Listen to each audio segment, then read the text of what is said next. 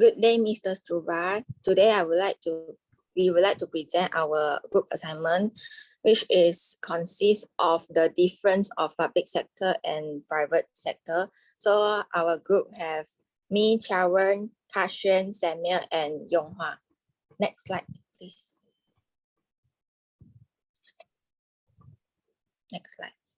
So the intro of what is public sector is actually defined as the segment of economy that direct and regulate, control and manage by the government so that the people can live together in harmony. That such organization, they are either fully or partly owned by central or state or come under the separate ministry and even set up by a special act of parliament. And this organization typically do not seek profit and often provide public service to the citizen. So they are driven by the purpose of providing the basic public service to the common public at a reasonable cost in their respective industry by being also self-sustainable and profitable. So for example, there is Bank Negara, MPPP, KWSP, and so on. So however, the private sector is defined as the segment of economy that is all managed and controlled by the private entrepreneur. So in the view of ownership, private sector is encompass all of the profit business that are not owned and operate by the government. They are more to profit oriented by operating within the rules and compliance of the respective country. So for example, there is DNB and TM, CIMB Bank, and so on. So next slide, please. So the next slide, I will present about the features of public sector and private sector. So the public sector is controlled and managed by the government, and however, the private sector is actually controlled and managed by the private entrepreneur. There are no individual ownership of share in public sector, but in private sector, there is allowed to trade on exchange public C. So public sector is operate within a framework of public authorization and control. This all public sector organizations has to comply with all the rules and regulations set by authorities. So hence they are actually high exposed to the government interference as they are subject to the uncertainty related to unfavorable government decision. And the private sector, the government has no involvement in the ownership and decision making. All of it is actually made by the manager and is owner of the company. So it actually has less government intervention. So next slide, please. And the public sector is more to concern about the social responsibility. However, the private sector is more to profitability. There is no direct financial interest or benefit to the contributor of the resources.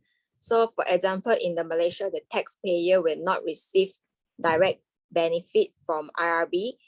They receive the indirect benefit by provided by government to the citizen. So however, in private sector, there's the owner and the taxpayer is actually enjoying the financial interest or return from the business. So public sector is get a lot of funds from government support, but private sector did not. And next, I will pass to my teammate to continue. Okay. Good morning. Good morning, sir. My name is Kashan. I will present the role of public and private sector. So the main role of the public sector is to provide quality public service in a timely and competent manner, and also to work with the cooperation of the community to create a vibrant health, physical, social, and economic environment. So the service they provide shall be in a fair, respectful, and professional manner consistent with available human, natural, and economic resources. Another role of public sector is to help in promoting rapid economic growth through infrastructure creation and expansion. Public sector investment in infrastructure sectors such as electricity, transportation, communication, education, basic and heavy industrial. So it paved the way for the country agricultural and industrial development, which is turn drive the overall development of the entire economy. So on the other hand, private sector play the roles of generate more employment opportunity. So private sector offer great diversity in job opportunity, allowing individuals to find work based on their varying interests.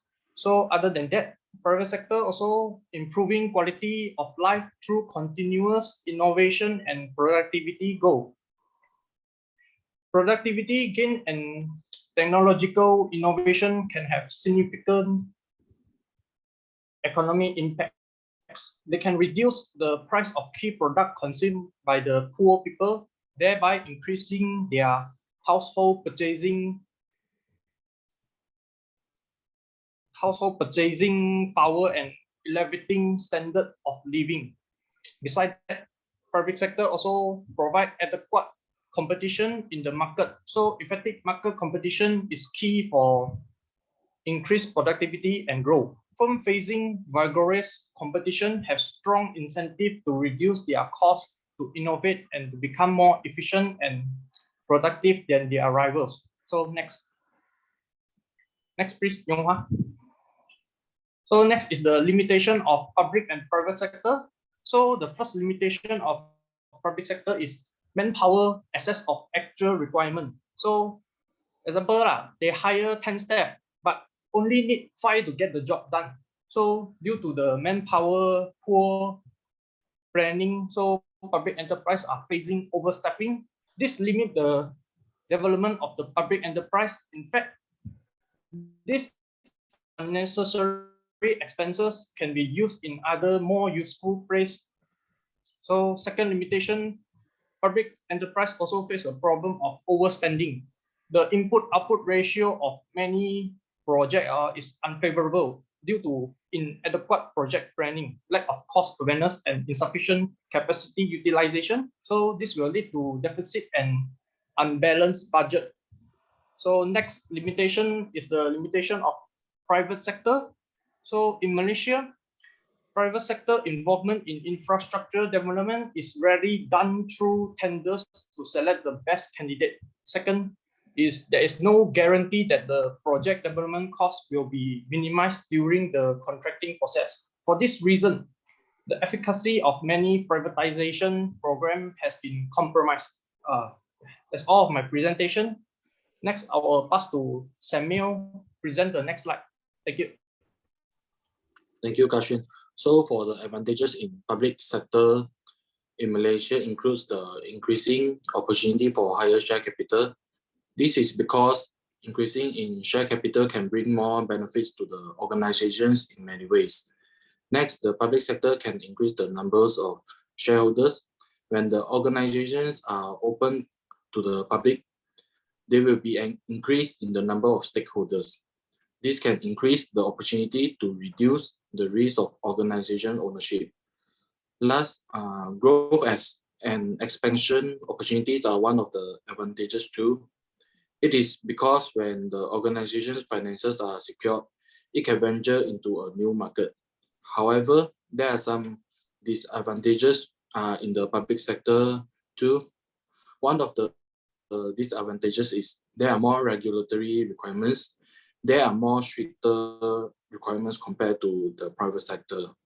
Next, a higher transparency level is required too, as it is under the complex annual compliance. A public sector organization is required to make it public to the third-party investor to easily access their organization information. A public sector organization in Malaysia is required to provide more detailed data about the progress of their business and its financial status. Last, ownership and control issue are one of the disadvantages too. Public sector organizations are open to the public. It will make it harder to control who are the stakeholders.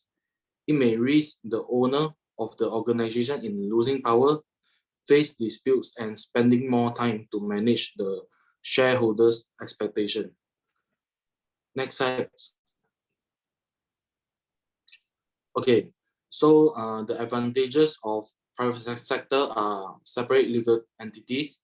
It is because this organization structure is considered as a legal owner in which they can purchase assets under their own name. They also can buy a contract and have the right to sue another entity in courts when any fraud contracts occur. Moreover, the shareholders' personal wealth is secure and not personally liable to the organization. Next is in transfer of ownership is one of the advantages too. It is because the shareholder has the right to buy, sell, or transfer the share to other existing potential shareholders. Therefore, there will not have any impact on the daily organization operations. Last, manageable annual compliance is one of the advantages too, because there are requirements such as introduction of a single member or director in the organization, the rights to hold the annual general meeting, and exemption to submit audited financial statements unless it meets the criteria. However, there are some disadvantages too. One of the disadvantages is that there is divided ownership. When setting up a private sector organization, it will be quite convenient for the owner, but when the business grows and expands, there will be more people involved in the decision making, which will increase the risk of making the wrong decision. Next, being unable to raise funds from the public are one of the disadvantages too. It is because the organization is not able to sell its shares to the public as a way to raise funds. The only way is to either get a loan from the bank, raise funds from their investor, or sell their existing assets. Last, restricted share transfer options are also the disadvantages for private sector. Private sector organizations are the close groups of individuals who run the organization, which means any decision to nominate an outsider to become one of the shareholders might be rejected.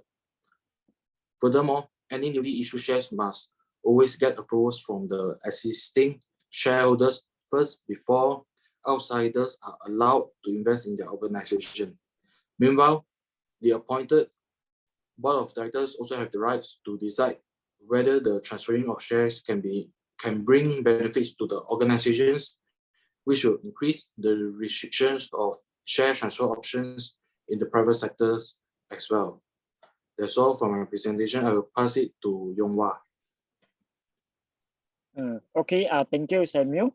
So my name is Yonghwa. So now I will talk about the suggestion to the both sector. And the first one, advancing the digital economy. The government and the business must accelerate the digital adoption to stay competitive. This will require identify the right area of the digitalization, prioritizing the technology solution and changing the data privacy and the cyber security policy.